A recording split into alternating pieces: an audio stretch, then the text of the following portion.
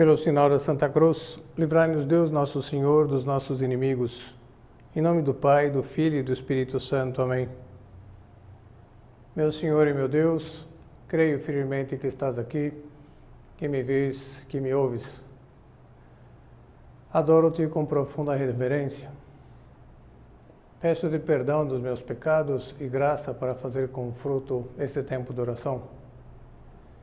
Minha Mãe Imaculada, São José, meu Pai e Senhor, meu anjo da guarda, intercedei por mim.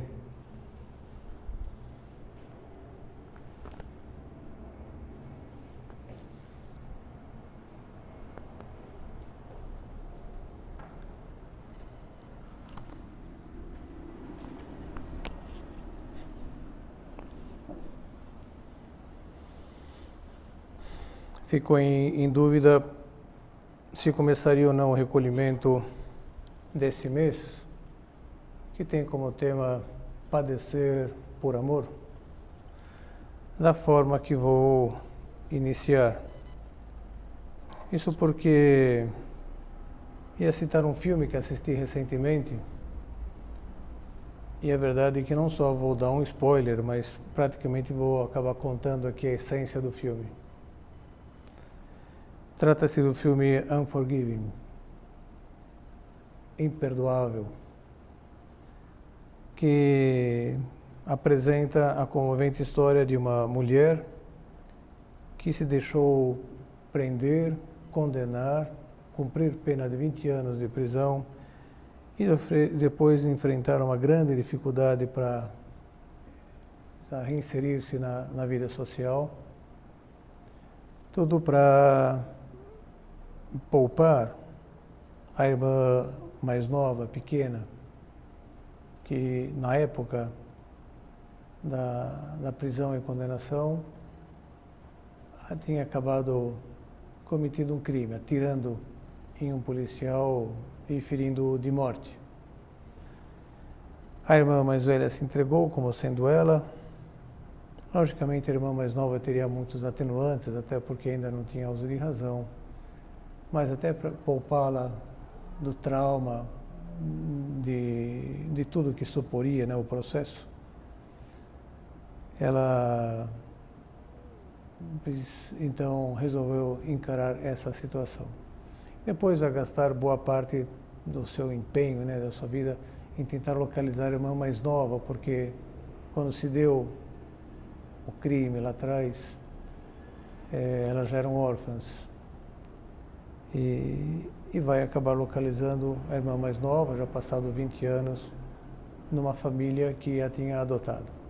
Pronto, entreguei o filme. Padecer por amor.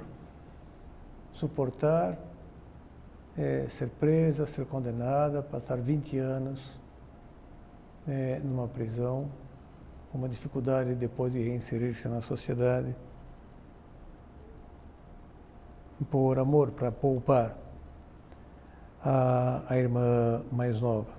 Há várias histórias que nós conhecemos de alguma forma com o mesmo teor, talvez não tanta gravidade, mas desse padecer por amor.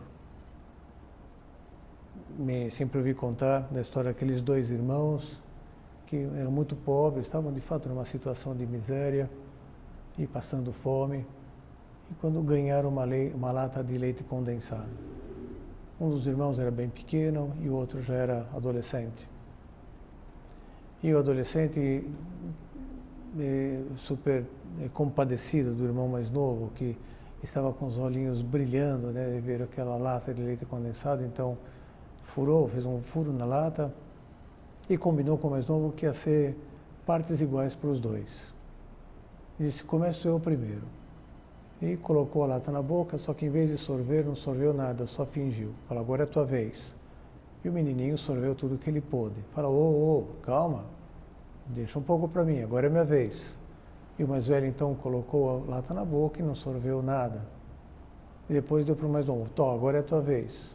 E o outro foi sorvendo tudo o que pôde. E assim, até que de repente acabou o leite condensado, e falou: bom, isso sim, agora foi kits, partes iguais. Padecer por amor, o mais velho pelo mais novo. mais desvalido. Na história narrada assim, nas biografias de São José Maria Escrivá, a gente vê, especialmente no período da Guerra Civil Espanhola, várias cenas parecidas. Ele estava morando numa pensão e alguns dos membros do Opus Dei que estavam na frente de batalha, periodicamente, quando tinham licença, voltavam, se hospedavam lá, né, com ele. E era um período de carestia, um período também em que eles acabavam passando muita fome. São José Maria emagreceu naquele período uns 30 quilos. A sua mãe, depois, terminada a guerra, quando o encontrou, nem o reconheceu. E ele, muitas vezes, tinha a mesma estratégia, porque sabia que os seus filhos na frente de batalha também não passavam bem e queria que, naquele momento que estavam lá na cidade, estavam em Burgos, tivessem alguma reposição a mais de força. Então, muitas vezes o jantar consistia num omelete que dividiam lá entre os dois. E São José Maria sempre engenhava as coisas de tal modo que depois que o rapaz lá, que tinha voltado, tinha comido a sua parte, dizia: olha, come também isso daqui, porque eu já dei uma ciscada antes. Eu até dava uma ciscada antes mesmo, para não estar mentindo naquele momento. Mas em coisas que para ele também seriam necessárias. Mas queria que aquele seu filho passasse um bom momento, repusesse o que dava, né, de forças. Padecer por amor. Na nossa vida também teremos experiências dessas, né? Talvez tenhamos protagonizado, talvez lembranças dos nossos pais fazendo isso conosco, se poupando de algo para que nós passássemos bem. E muitos de vocês, né, pais, mães, né, que já fizeram coisas parecidas diversas vezes pelos filhos.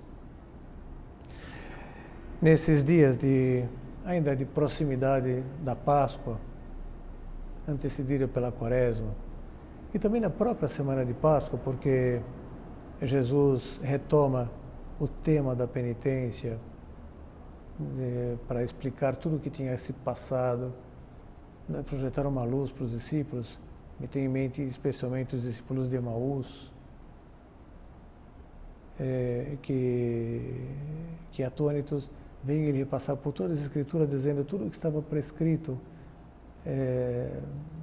já previsto pelos profetas a respeito do servo sofredor, né, que seria Jesus, quando tiver que padecer para fazer a redenção da humanidade. Na Quaresma, a Igreja centra a nossa atenção, de modo especial nas últimas 2 semanas, na Paixão do Senhor. A penúltima semana, a 5ª semana da Quaresma, é chamada Semana da Paixão. Tem até um prefácio próprio nas missas. Nas 4 primeiras semanas, os prefácios utilizados são o prefácio da Quaresma, tem 5 opções. E na 5ª semana já é o prefácio da Paixão. Tem 2 prefácios, da Paixão 1, da Paixão 2. Da Paixão 2 utilizado na Semana Santa, segunda, terça e quarta-feira santas.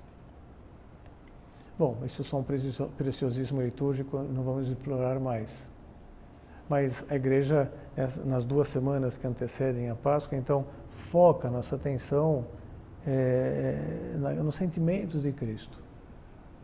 E como Cristo está se organizando, reorganizando para, de fato, enfrentar tudo aquilo.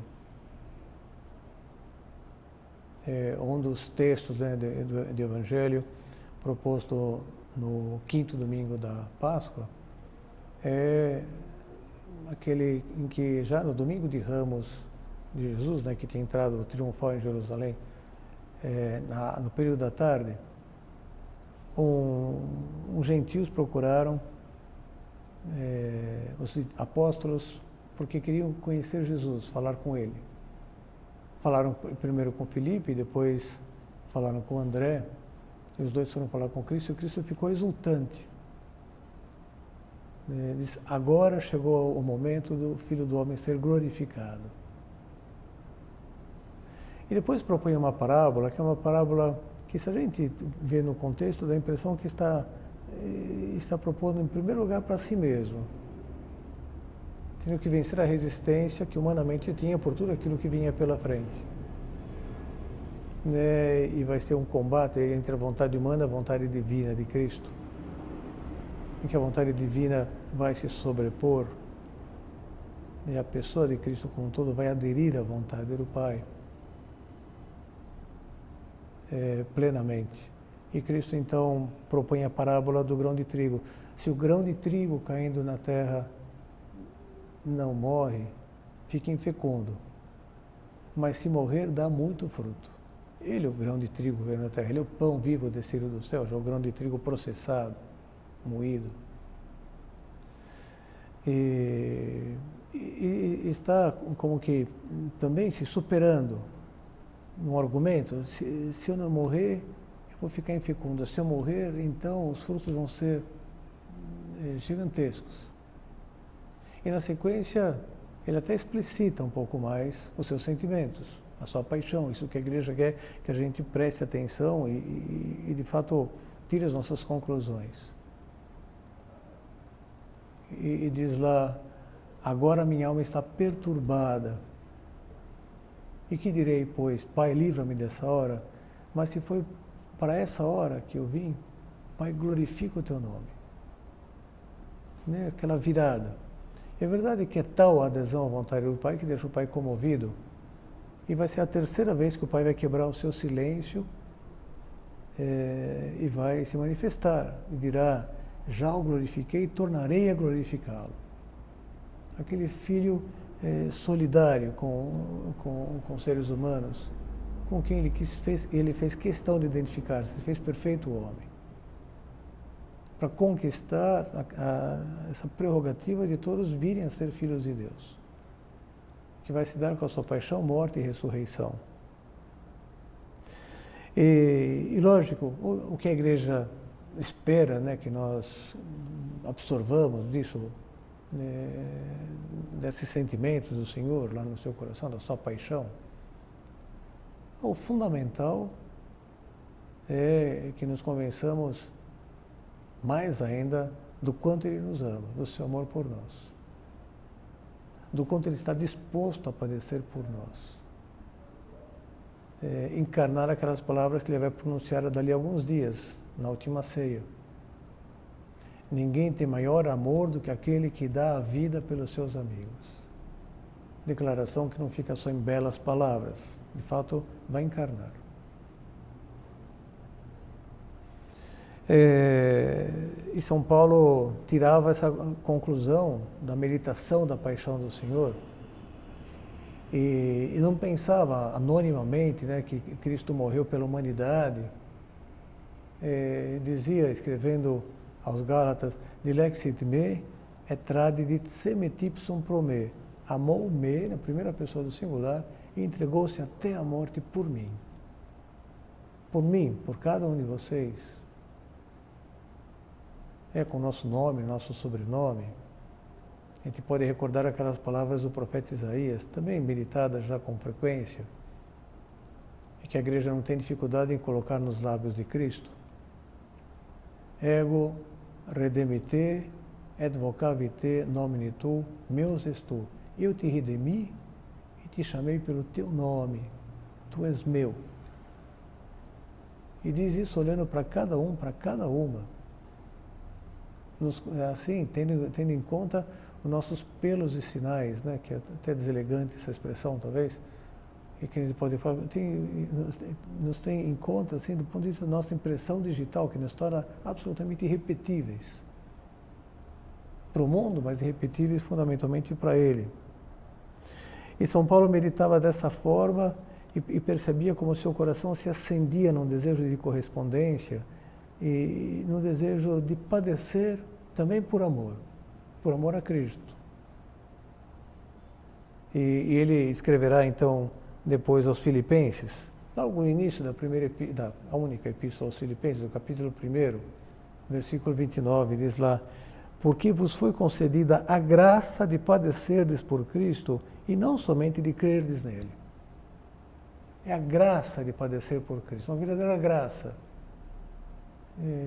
que eu espero que Deus me conceda, como estivesse dizendo. E para vocês está concedendo. É uma graça de poder padecer por Cristo. Para corresponder minimamente a esse amor gigantesco que Ele tem por cada um. A verdade é que todos os apóstolos partilhavam também desse mesmo desejo.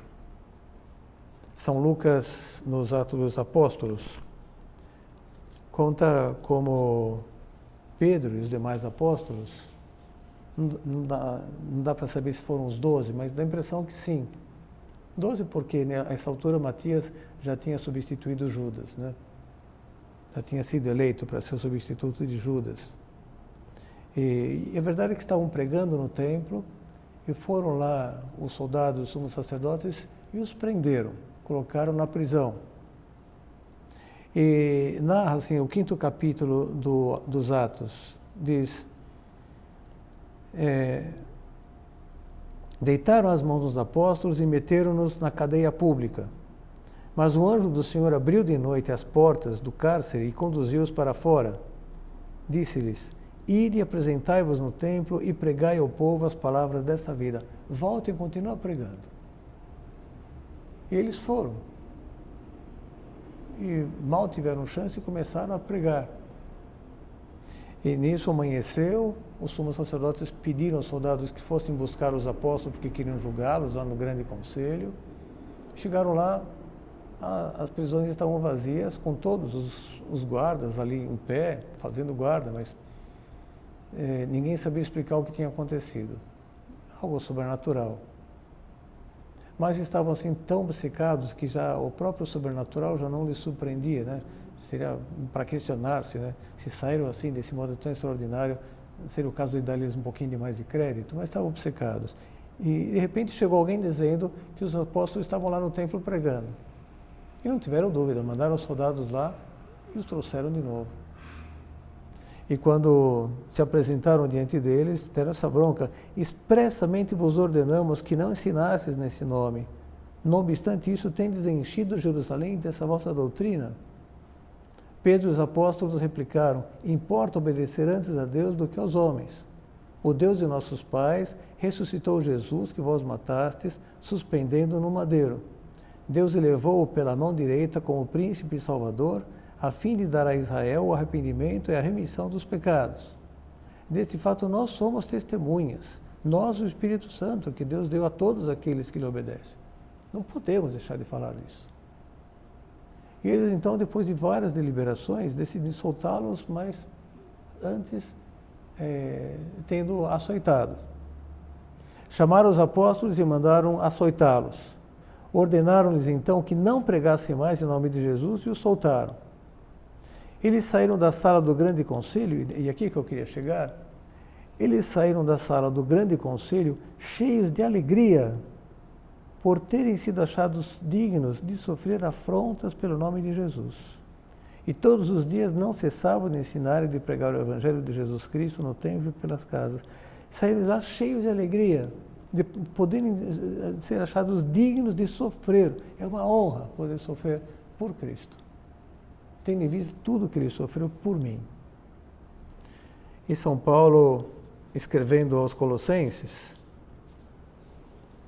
dirá: agora me alegro nos sofrimentos suportados por vós. O que falta às tribulações de Cristo, completo na minha carne, por seu corpo, que é a Igreja. Agora me alegro nos sofrimentos suportados por vós, porque vós sois membros de Cristo. Vós sois membros da Igreja, corpo místico de Cristo. Então, padecer por vocês significa padecer por Cristo. Eu me alegro com isso. Padeço na minha carne o que falta aos padecimentos de Cristo pelo seu corpo, que é a Igreja. Eu me sinto assim, é uma graça, honrado, de poder ajudar a Cristo a completar a obra da redenção. Mais ou menos isso que ele dá a entender, né? Que Cristo padeceu, mas não padeceu tudo aquilo que era necessário para realizar a redenção completamente. Como deixou uma parte para ser completada por nós, né? Que nos sentimos tocados ao considerar o seu amor e queremos corresponder a esse amor. Ele então fala: eu te dou uma chance, vou te dar essa graça. São José Maria Escrivá associava, essas considerações nossas à quinta estação da Via Sacra. Você estará pensando, mas qual que é mesmo a quinta estação? É a estação em que Simão de Cirene ajuda Jesus a carregar a cruz. Reforçado a isso, vinha voltando no final do expediente para casa, né, do trabalho. Não sei se no final do expediente, mas aqui eu estou criando. Cristo morreu, foi crucificado perto do meio-dia, então não era fim do expediente. Mas foi surpreendido pelos soldados dizendo, você ajuda a carregar a cruz. E São José Maria Escrivá dizia que às vezes a cruz, né, se apresenta, o sofrimento se apresenta na nossa vida, pequenas ou grandes contrariedades, desde uma indisposição matutina, porque eu não dormi tudo que eu queria, então acordei já meio mal-humorado, ou até alguma indisposição física mais acentuada, uma dor de cabeça, mas depois da dificuldade no trato com as pessoas, talvez ali no próprio ambiente familiar, né, aquele dia a coisa não sai muito alinhada na conversa com a esposa ou com os filhos, e que pega um trânsito violento, e está fazendo um calor insuportável, né, ou está um frio, né? E depois o trabalho não rende como poderia, até chegar a coisas maiores, né? Uma doença mais séria que ele tem, ou que alguma pessoa a quem ele ama muito começa a padecer. E são todas situações que São João Maria Escrivá dizia, é a cruz, né, que se apresenta no teu caminho, mas ela não vem sozinha. E ele dá a entender, não são palavras literais, né, a não ser uma outra expressão que todos vão identificar.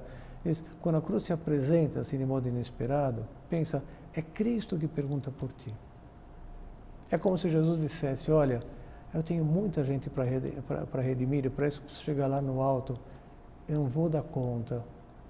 Você pode me ajudar? Você pode ser o meu Cirineu? E me ajudar, me colocar nas mãos, assim, à disposição, esses méritos que você está lucrando aí, ou pode lucrar, é com o teu padecimento, é com o teu sofrimento. Talvez a gente fique perplexo, fala, nossa, claro, como não, é uma honra, alegro-me de completar na minha carne o que falta os padecimentos de Cristo pelo seu corpo, que é a igreja, mas é tão pouco que vai representar isso, essa minha contribuição. E Jesus nos diz, não, mas com isso você não se preocupe, simplesmente me coloque nas mãos, me dá a tua ajuda. Eu depois faço o resto. Eu valorizo as 2 moedinhas lá da viúva, colocadas no gasofilácio lá do templo, no cofre. Eu valorizei muito aqueles 5 pães e 2 peixes que o molequinho que me colocou nas mãos quando eu tinha uma multidão para alimentar, e fiz render. Daquilo se alimentaram 5.000 homens, sem contar mulheres e crianças, ainda foram recolhidos 12 cestos das sobras, dos fragmentos que sobraram. Mas me coloca nas mãos, me ajuda. Participa comigo da obra da redenção.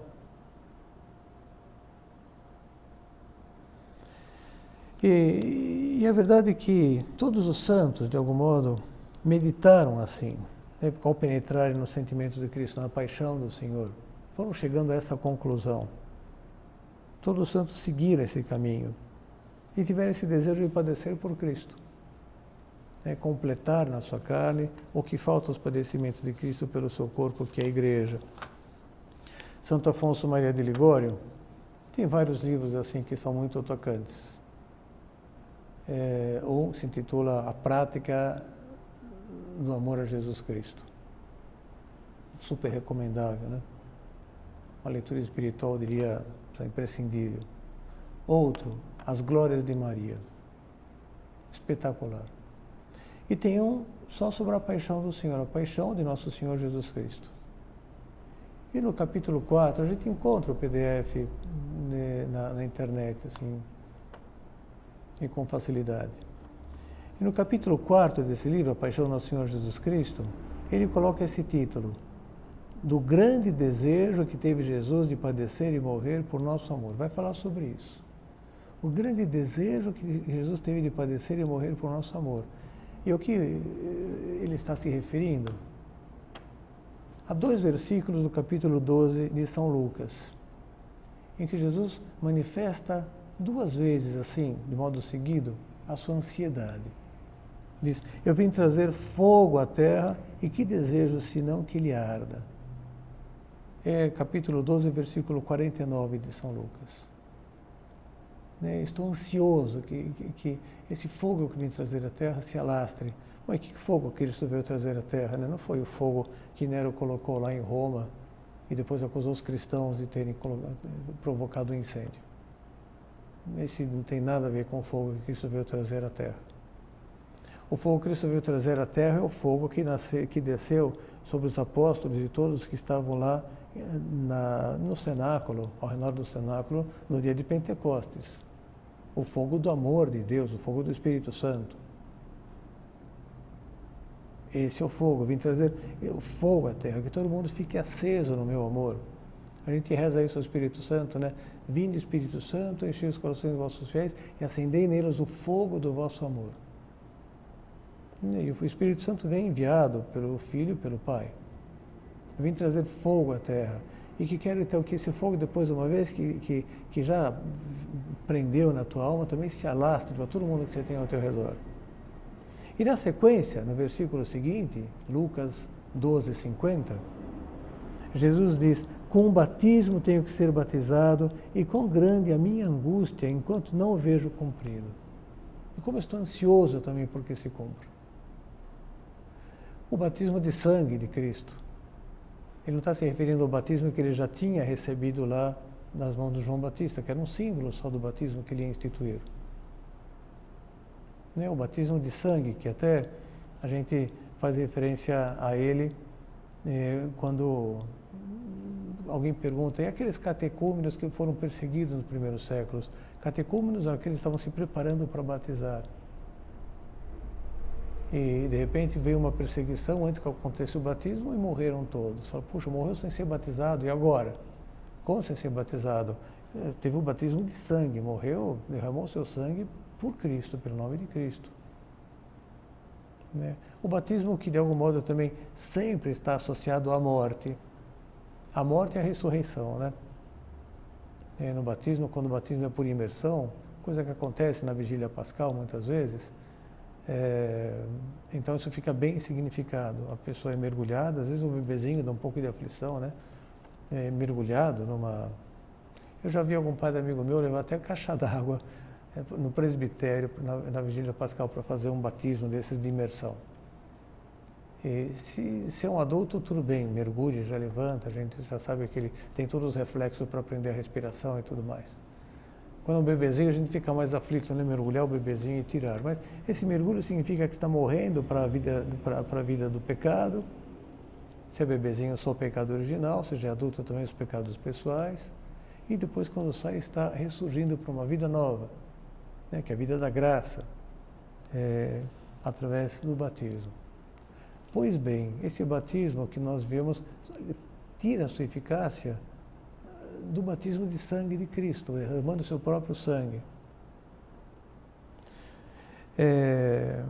E é isso que Jesus queria fazer, né? E Santo Afonso Maria de Ligório conclui, né, uma meditação sobre essas duas frases de Cristo da seguinte forma, uma oração que a gente pode fazer nós agora nesse nosso recolhimento, diz, ó Redentor amabilíssimo, não quero resistir por mais tempo às vossas finezas, eu vos consagro todo o meu amor.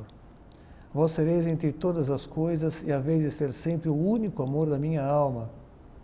Fizeste-vos homem para ter uma vida que dar por mim, e eu desejaria ter 1000 vidas para sacrificá-las todas por vós. Eu vos amo, bondade infinita, e quero amar-vos com todas as minhas forças. Quero fazer quanto em mim estiver para vos agradar. Vós, inocente, tanto padecestes por mim, e eu, pecador, que mereci o inferno, quero sofrer por vós o que vos aprouver. Meu Jesus, auxilia este meu desejo, que vós mesmo me inspirais, pelos vossos merecimentos. Ó Deus infinito, eu creio em vós eu espero, a vós eu amo. Maria, minha mãe, intercedei por mim. Amém. Para que de fato seja possível eu padecer desse modo. São José Maria então, como dizia, ao meditar, a paixão do Senhor, especialmente na quinta estação da Via Sacra, tirava essa conclusão. Aquela cruz que vai se apresentando, que a gente não esperava, nos pega assim ao longo do dia, várias pequenas cruzes. É Cristo que pergunta por ti. Você pode me ajudar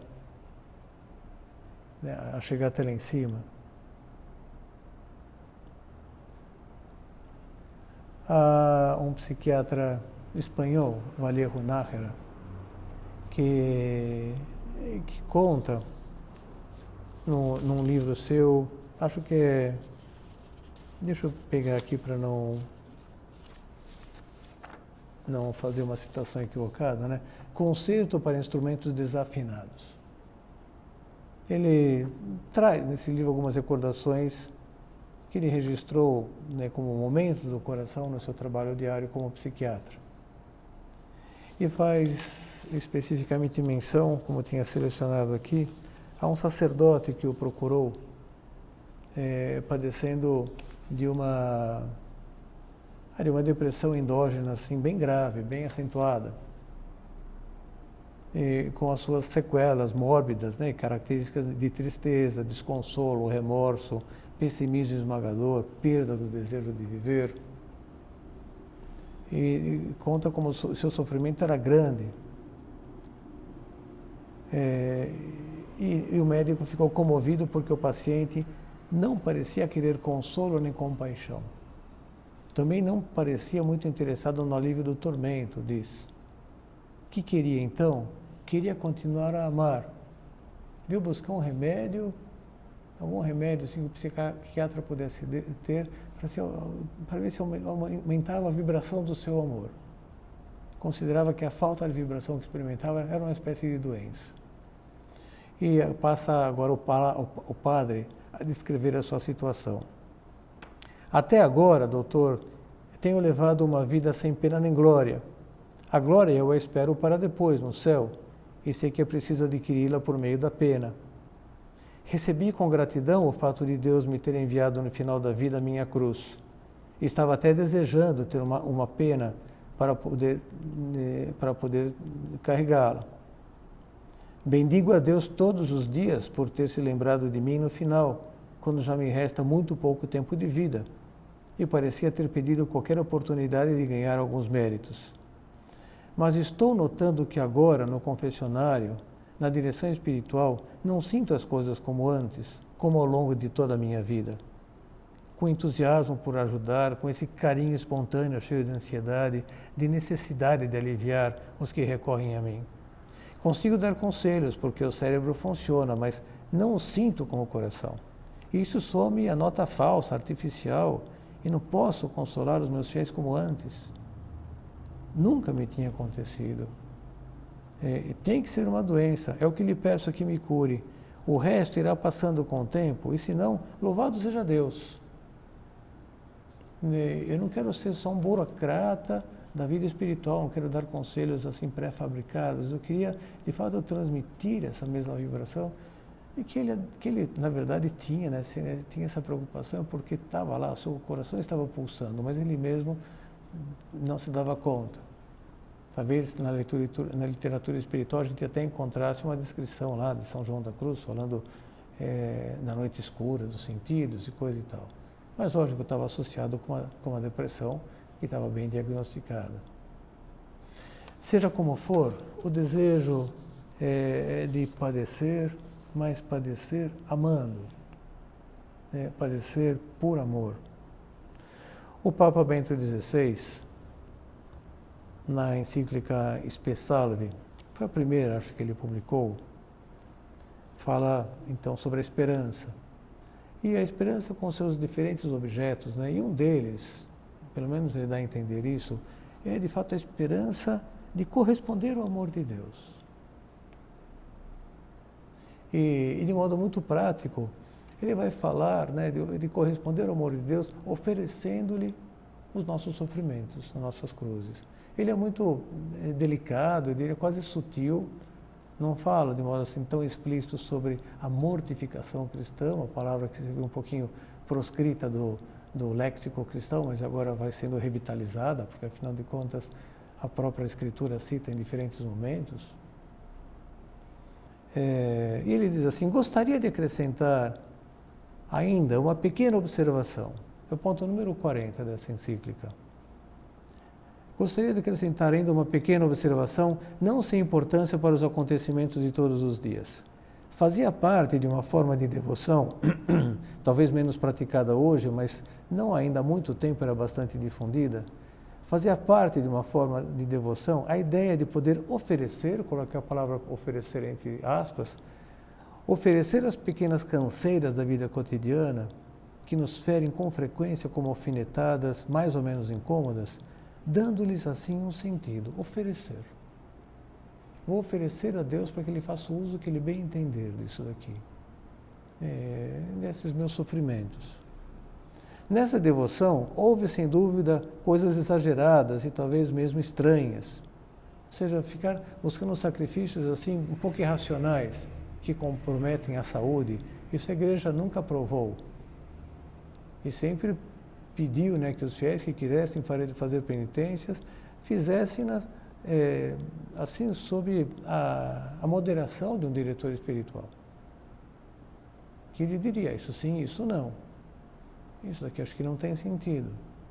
Isso daqui sim, né, francamente, pode agradar a Deus. Nessa devoção houve sem dúvida coisas exageradas e talvez mesmo estranhas, mas é preciso interrogar-se se não havia de algum modo contido nela algo de essencial que poderia servir de ajuda. O que significa oferecer? Me lembro de um molequinho lá na Espanha, um período que eu morei lá, quando eu estava me preparando para me ordenar padre, que uma vez acho que ele tinha prendido o dedo na porta, ele estava chorando, desconsolado, e eu ouvi a mãe que disse para ele: filho, oferece para Jesus. E o menino disse: já ofereci, mãe, mas não passa. E logicamente a gente não oferece a Deus para passar. Para passar a gente vai no médico, a gente toma um remédio, coloca todos os meios sem dúvida. Mas enquanto dura, a gente não vai desperdiçar, porque aquilo é um tesouro que a gente pode colocar nas mãos de Cristo para que Ele possa aplicar a prova da redenção. O que significa oferecer? Essas pessoas estavam convencidas de poder inserir no grande compadecer de Cristo as suas pequenas canseiras, que entravam assim de algum modo a fazer parte do tesouro de compaixão de que o gênero humano necessita. Deste modo, também as mesmas pequenas moléstias do dia a dia poderiam adquirir um sentido e contribuir para a economia do bem, do amor entre os homens. Deveríamos talvez interrogar-nos se verdadeiramente isso não poderia voltar a ser uma perspectiva sensata também para nós. Está na história da redenção, oferecendo por amor a Jesus, todos os sacrifícios que Ele permita que nós tenhamos, e pensando que só estamos fazendo corresponder, porque Ele nos amou primeiro, como diz São João. E Ele nos amou dessa forma que Ele disse que é a maior forma de amor, dar a vida pelos seus amigos. No capítulo Mortificação de Caminho, Monsenhor Escrivá faz essa consideração, que resume assim, tudo que a gente considerou, meditou até aqui. Diz: bebamos até a última gota o cálice da dor na pobre vida presente. Que importa padecer 10, 20, 50 anos, se depois vem o céu para sempre, para sempre, para sempre? E, sobretudo, melhor do que a razão apontada, assim, em função de uma recompensa, que importa padecer se padece para consolar, para dar gosto a Deus Nosso Senhor, com espírito de reparação, unido a Ele na sua cruz, numa palavra, se padece por amor? Está aqui o título da nossa meditação. E depois, tanto nesse livro como depois na vida dos santos, né, também na vida dos santos, a gente vai encontrar umas referências assim explícitas àquelas mortificações, aqueles sacrifícios que acabam sendo mais poderosos para comover o coração de Deus. que são aqueles sacrifícios advindos da nossa convivência com as pessoas. Ou seja, da dificuldade que às vezes nós experimentamos para amar as pessoas, em função dos seus defeitos, do seu modo de ser, né, da diferença que há entre na forma de encarar determinadas situações, buscar a solução para determinados problemas. Então, são dificuldades que nós enfrentamos, né, para amar mais uma pessoa, porque que estão então relacionadas que algo que ele poderia dizer que nos mortifica. E São José Maria Escrivá, aqui no capítulo Mortificação também de Caminho, é o ponto número 3, diz assim: não digas essa pessoa me aborrece, pensa, essa pessoa me santifica. Não digas essa pessoa me mortifica, não, essa pessoa me santifica. E isso tudo, ou seja, essa pessoa ela faz aumentar ainda mais o meu amor a Jesus Cristo. Porque amando-a, eu estou amando a Ele. Porque cada pessoa, de fato, traz o rastro de Cristo, o rastro de Deus na sua alma. E Jesus se identifica com as pessoas. E São José Maria Escrivá muitas vezes até criava um pouquinho de tensão, de clima, né? Estava reunido com um grupo de filhos seus e às vezes se produzia um silêncio, ele não dizia nada, as pessoas também não se atreviam a dizer nada, ele dava uma encarada, assim, cada um passando por todos, né? E depois dizia: meus filhos, sabeis por que vos quero tanto? Era uma coisa assim comovente, né? E depois de criar aquele suspense, né? Depois dizia: é porque vejo ferver em cada um de vocês o sangue de Cristo. Isso fazia com que superasse qualquer dificuldade de diferenças, né? De caráter, de cultura, de origem, de enfoques, de defeitos. E Jesus, de fato, ele se identifica ao descrever o juízo final, quando vier o Filho do Homem com seu poder e majestade, sentar-se-á no seu trono e separará os bons dos maus, como o pastor separa as ovelhas dos cabritos. Colocará as ovelhas à sua direita, os cabritos à sua esquerda, e dirá aos que estão à sua direita: vinde, bendito do meu Pai, tomai posse do reino preparado para vós desde a constituição do mundo. Porque tive fome e me deste de comer, tive sede e me deste de beber, estava nu e me vestistes, enfermo e vieste visitar-me. E aqueles perplexos, já convidados a tomar posse do reino, salvos, perguntam: mas Senhor, quando foi que a gente te viu nessas situações, a gente te socorreu? E Jesus diz: toda vez que fizesse isto a um dos meus irmãos mais pequeninos, a mim o fizestes. E o contrário, se voltará aos da esquerda e dirá: afastai-vos de mim, malditos, e ide para o fogo eterno preparado para o demônio e os seus anjos. Porque tive fome e não me deste de comer, tive sede e não me deste de beber, estava nu e não me vestistes, enfermo não viestes visitar-me. E eles se perguntarão: mas quando foi que a gente te viu nessa situação e não te assistiu? E Jesus responderá: todas as vezes que deixasse de fazer isso a um dos meus irmãos mais pequeninos, a mim o deixasse de fazer. O próprio São Mateus, capítulos antes, né, aqui, quando a Rita no capítulo 25 de São Mateus. No capítulo 10, recolhe também essas palavras do Senhor, né? E todo aquele que oferecer um copo de água fresca a uma pessoa, pelo fato de ser meu discípulo, ou seja, por mim, não ficará sem recompensa. Não ficará. São José Maria Escrivá levava muito a sério, né, todas essas palavras do Senhor, como é lógico, como todos os santos. E nesse livro aqui, que é um perfil biográfico seu, se intitula O Homem de Villa Tevere. Villa Tevere é o nome que tem a sede central do Opus Dei lá em Roma, no bairro Parioli, na parte assim, nova de Roma, né, mais moderna, não no centro histórico. Está escrito por uma jornalista que escreve com muita leveza, muita agilidade. É difícil até largar o livro quando a gente pega. Não é uma biografia, é um perfil biográfico, não é uma coisa cronológica, né? E nesse perfil biográfico tem um capítulo que se intitula O Comunicador. E aqui ela diz: José Maria tem uma prodigiosa facilidade para fazer amigos. Escrivá pode entrar no coração dos seus amigos porque antes os meteu no seu próprio coração. Ou seja, as pessoas, quando se aproximavam dele, se viam assim como que inseridas no seu próprio coração, pelo carinho, pelo olhar, pelas palavras, pela cordialidade, por tudo, consideração. Um afeto nobre e sincero franqueia a intimidade deste ou daquele. E de tal forma se sentiam assim queridos que também baixavam qualquer guarda que tivesse estar lá levantado e deixava seu coração também franqueado para que São José Maria pudesse entrar e sair. E assenta essa amizade leal com os homens sobre a base firme de uma amizade leal com Deus.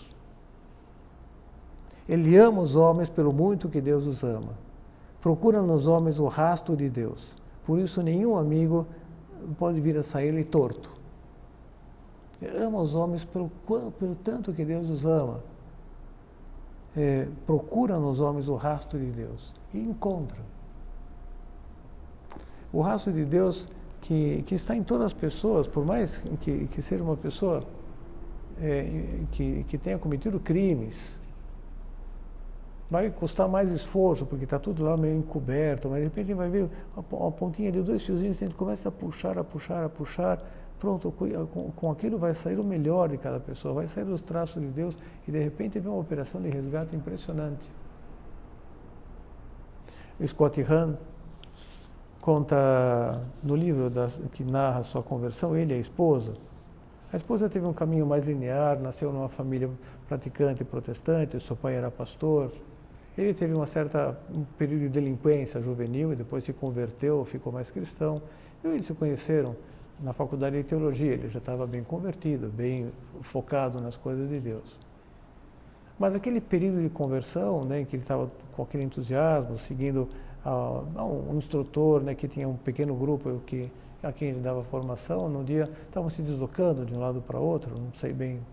Mas o fato é que já estava entrada a noite, não era madrugada, mas estava entrada a noite, e viram numa rua que entraram uma mulher lá,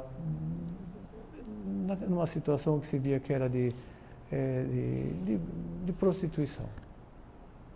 Eles, perplexos, viram como o líder deles lá se afastou um pouquinho deles e puxou o papo com aquela mulher. E chegou perto, né, com uma abordagem assim diferente, eles ficaram chocados. Quanto está valendo? E a mulher olhou assim, já insinuante, e disse $50. Ele falou: nossa, mas só isso? E ela então, vendo ali uma oportunidade, disse: não, mas eu vejo que você não é daqui do bairro, da cidade, então, nessa situação, então, são $150. Nossa, mas só isso? E ela então foi por diferentes pretextos apresentando um valor mais elevado, até que chegou, não, são $500. E ele outra vez disse: não, mas isso daí ainda é muito pouco. O Scott Hahn diz que não ouviram direito toda a conversa, como se desenrolou. O nome do livro aqui no Brasil é Todos os Caminhos Levam a Roma. Em inglês é Rome Sweet Home, Roma Doce Lar, né? Mas ele conta que quando deram por si, ficaram perplexos porque viram que os dois estavam ajoelhados na calçada, o instrutor e aquela moça, rezando um Pai Nosso.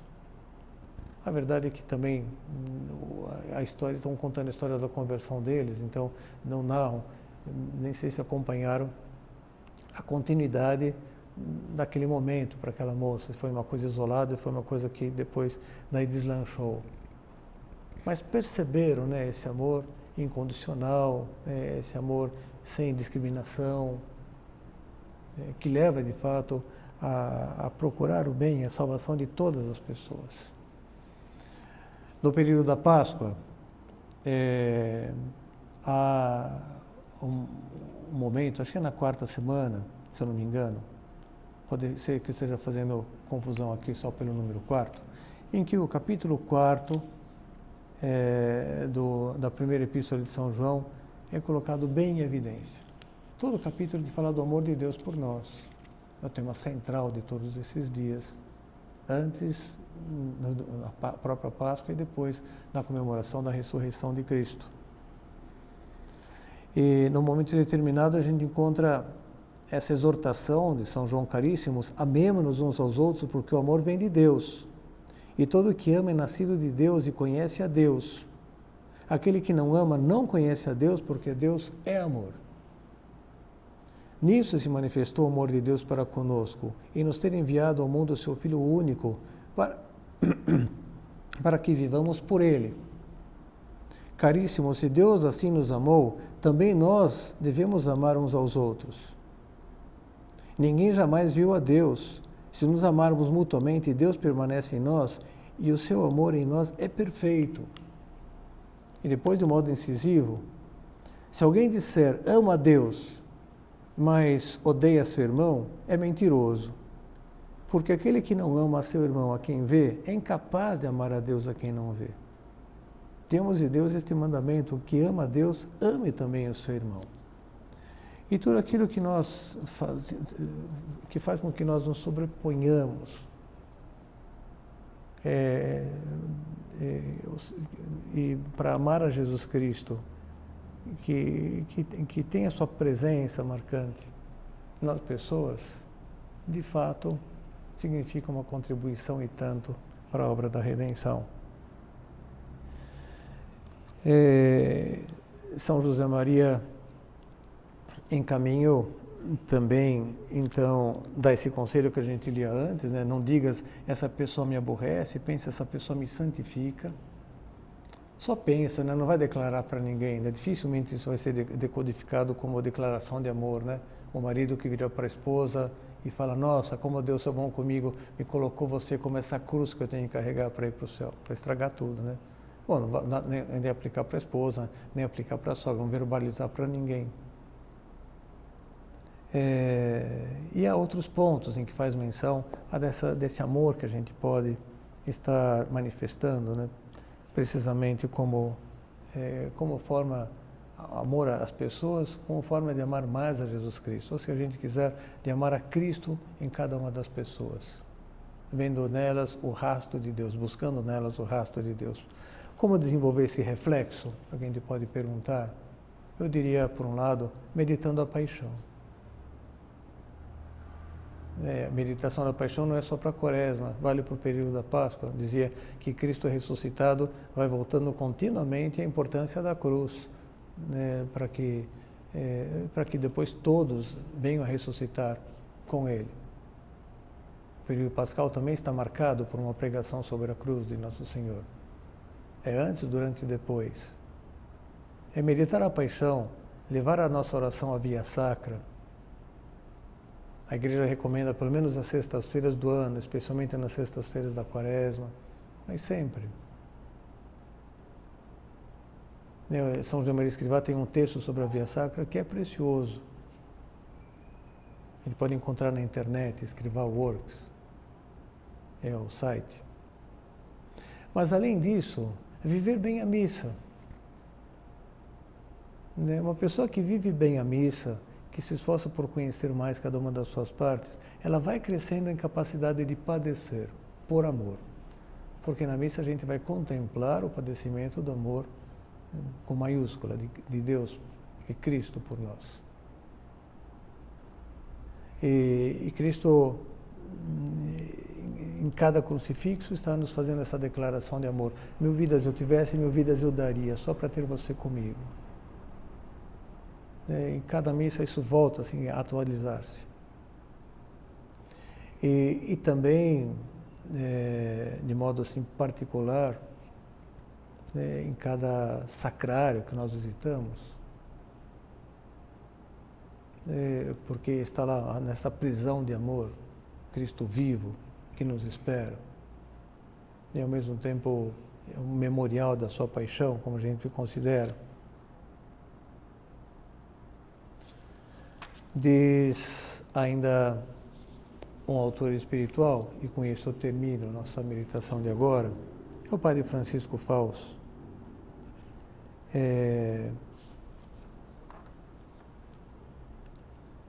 que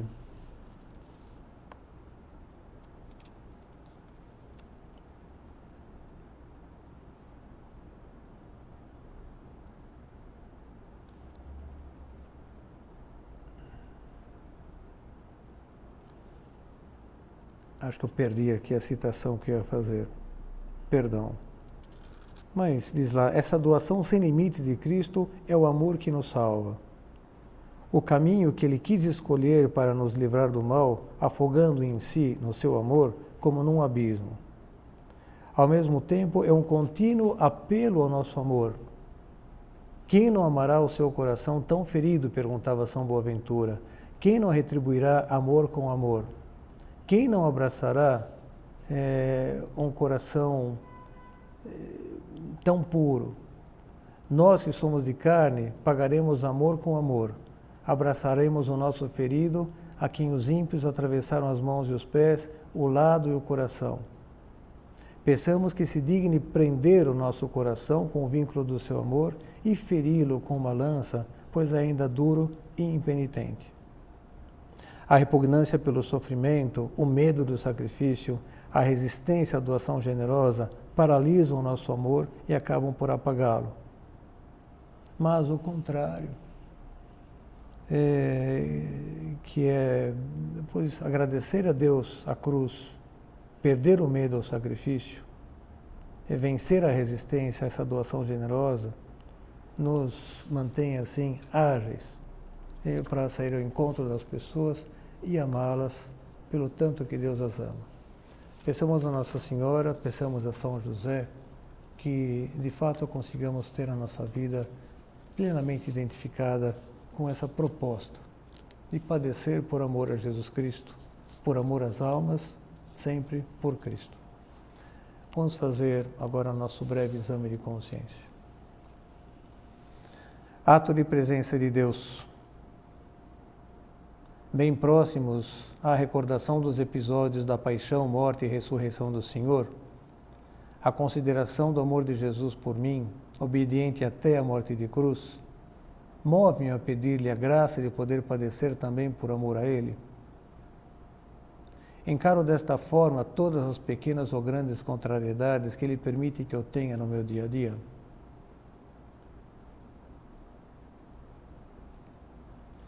Medito na paixão do Senhor e procuro participar ativamente da Santa Missa, encarando-a sob essa perspectiva, para aprender a ser paciente e dar um sentido redentor para todos os meus sacrifícios. São João afirma, se alguém disser ama a Deus, mas odeia seu irmão, é mentiroso.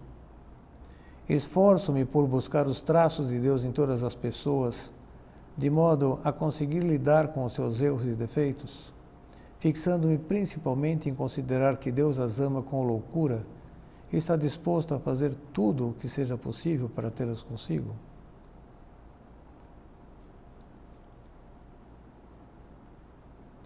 Peço à Virgem Maria e a São José para que eu saiba sempre rejeitar a repugnância pelo sofrimento, o medo do sacrifício, a resistência à doação generosa aos outros, que tendem a paralisar o meu amor a Deus e aos demais. Ato de contrição.